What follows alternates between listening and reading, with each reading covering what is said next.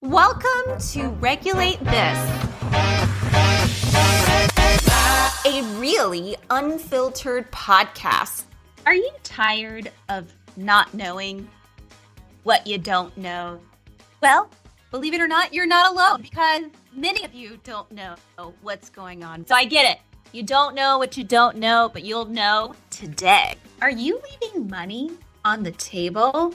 And yes, you are. Just to get to the punchline, right? So today we're going to be talking about your fees, what you should be doing, how should you be assessing the fees that you're providing, and everything else you need to know. Because I don't know about you, Tracy, but it seems like everything is getting more expensive these days. It is getting more expensive, and I think so many people don't know where to turn or who to trust.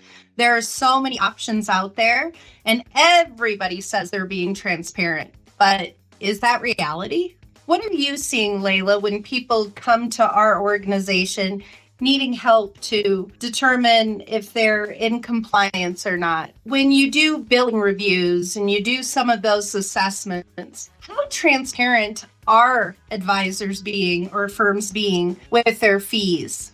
So I think there are a few ways we need to look at fees, right? There's the kind of compliance side of have you disclosed your fees? Have you talked about all the different parties that will be levying fees on the client, whether that's a third-party asset manager, custodian, or your own fees? And then I think there's fees in terms of the value you're delivering to the client as a business. There seems to be a little bit of a race to the bottom when it comes to fees. And I think in an environment where everything is getting more expensive and compliance cost more, I think there's also needs to be a reevaluation of your pricing structure. How do RIAs generally charge for their services? Traditionally, we've seen RIAs, they charge a percent of the assets that they manage, right? Most of the times we're seeing average, I think, 75 basis points, which is 0.75% to maybe 1.5% annually, like an annualized fee. We see people who are charging monthly. We see people charging quarterly, either in advance or in arrears. So we see a bunch of those models. We see clients who bill based on the value of the account on the last day of the previous quarter or on the first day of the current quarter. Or maybe they're looking at average daily balance, or maybe they're taking into consideration inflows and outflows. There's lots of ways to calculate fees. From a compliance perspective does the person reading your ADV understand how you calculate fees? The average reading level is 6th grade. So make sure a 6th grader could understand how you do your fee calculation. So I think that's kind of first. How are all the ways that RAs can bill? So the AUM fee has been traditional. Now we see kind of flat fee for financial planning. We see subscription-based fees, either ongoing services that are a flat rate per month. We see hourly fees. So we see a lot of different fee structures now. And a lot of that comes from just the volatility we see with an AUM-based structure, right? So like times right now where markets are up and down, there's a lot of volatility. If the market drops 10% in a day, your revenue just dropped 10% in a day because your fees are based on the assets, the value of the assets you manage. So if that value drops, your revenue drops. So we're seeing more people kind of look at, let me do fixed fee, because then that's kind of market performance agnostic. The fixed fee is the fixed fee is the fixed fee. Whether the markets are up or down, I'm getting this fee. That's where we're seeing kind of ongoing subscription-based fees, right? You are working with Henrys, high earners, not rich yet, young professionals.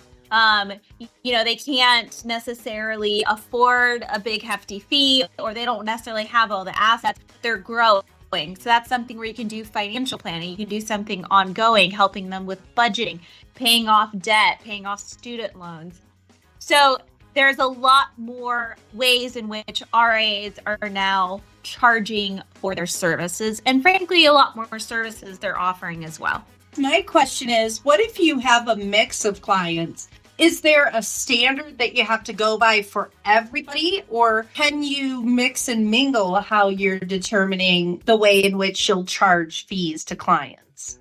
Or is it advisor based? I mean, is there a methodology behind it that a firm must stick with or do? The thing to keep in mind is that you don't want to give one group of people an advantage over another by giving them a discount, right? So you can certainly allow your individual advisors to have discretion on whether they reduce or waive a fee, whether they discount a single quarter or month, right? A single billing cycle.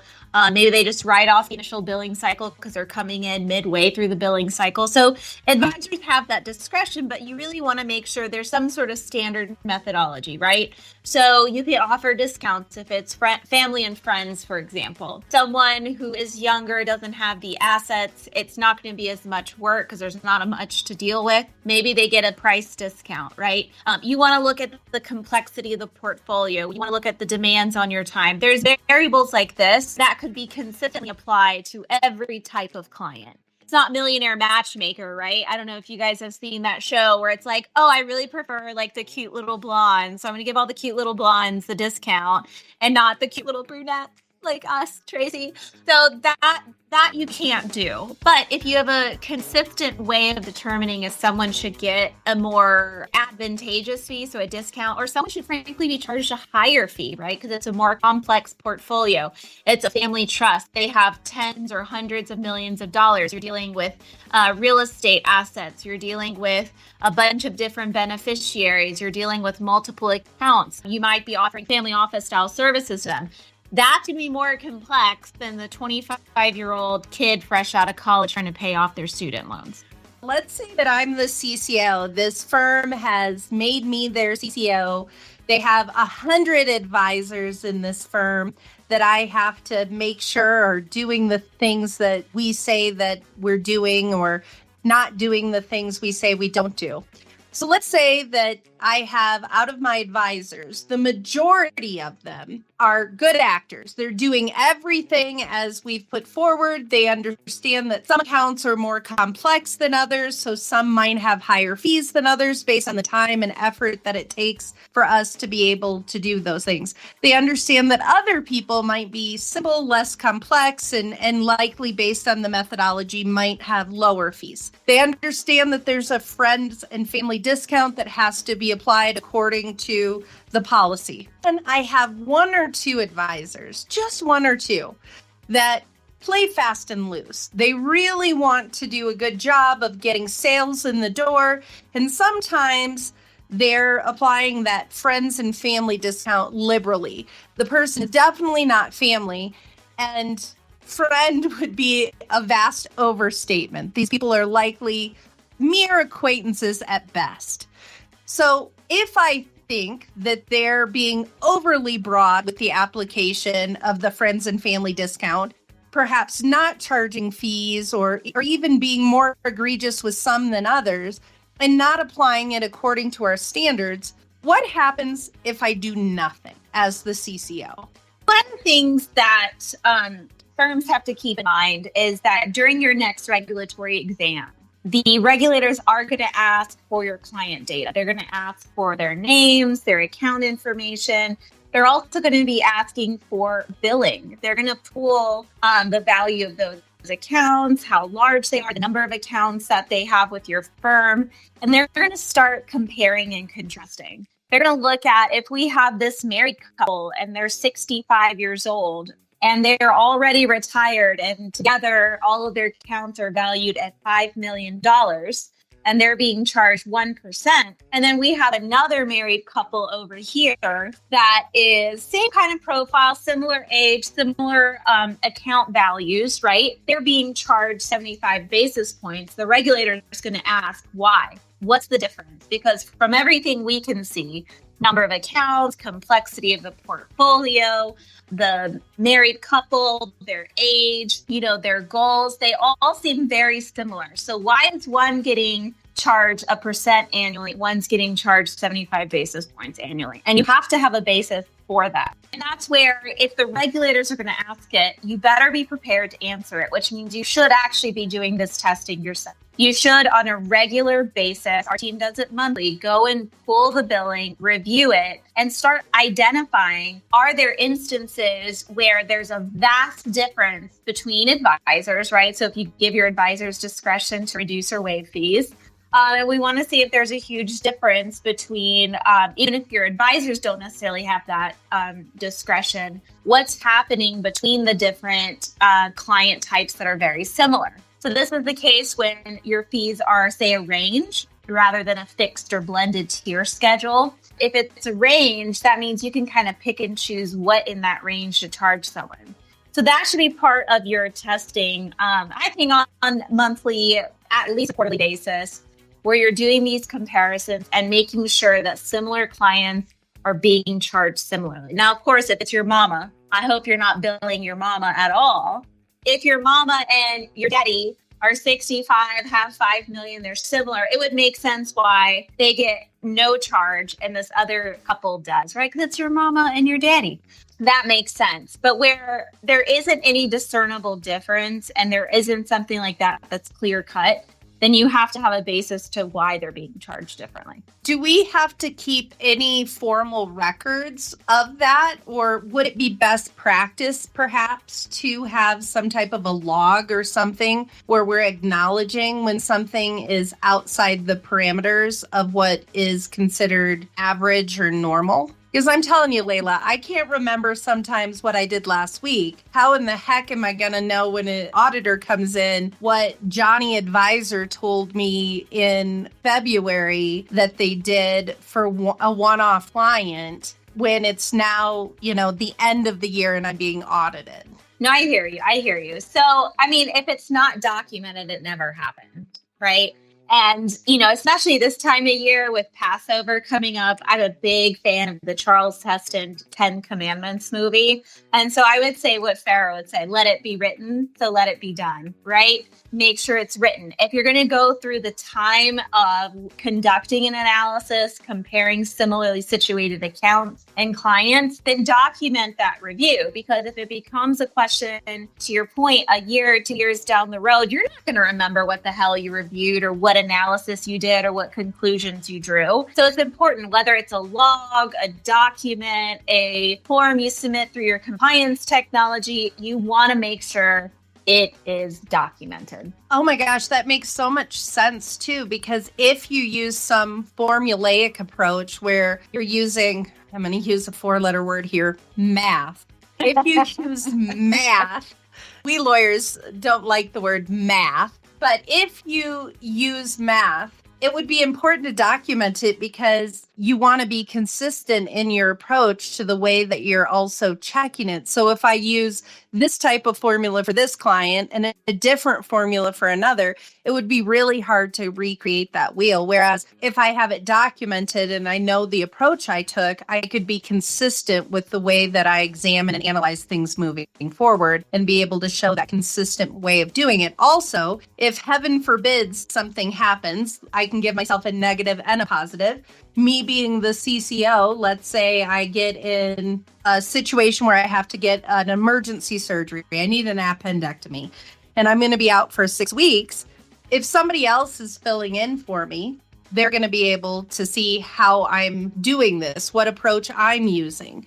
If I'm going to be out for longer, I'm leaving or I'm giving the hat to somebody else, we can be consistent in the way that we're doing it. Or if we make an adjustment, we can show what we adjusted and why. If I'm somebody that has something positive that I want a trip to Tahiti and I'm going to be out for a month, and to your point, we're doing the billing review and some outliers are found that are different than the way in which we say we're going to process. Again, whoever is filling in or pitching in for me would be able to see the approach that's being used and do that. So I love what you're saying about documentation, but also capturing the way in which you're analyzing to ensure that you're not changing the analysis with every client that you're examining. The more advisors you have, the larger your firm gets, the more important it is going to be to kind of start creating documented guidelines to help your advisors stay consistent from one advisor to the next. So we don't have such huge swings, huge differences in otherwise very similar clients, because it all comes down to the fiduciary duty. What is in the best interest of your client? So if you know that Leila consistently charges less than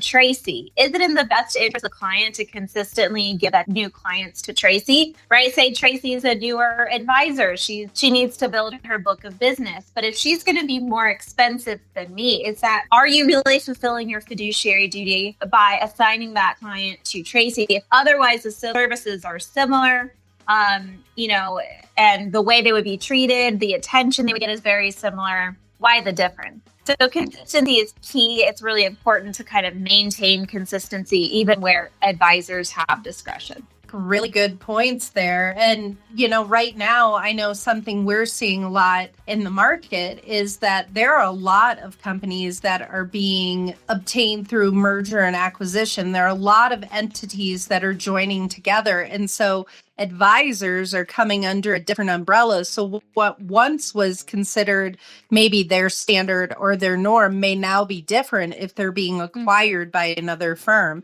So I think that's another thing to consider, that as you're growing your firm or as you're expanding into different markets and perhaps doing it through acquisition and getting some of those advisors, because the thought is, oh, great, I have a built-in workforce. I already have some clients that are there.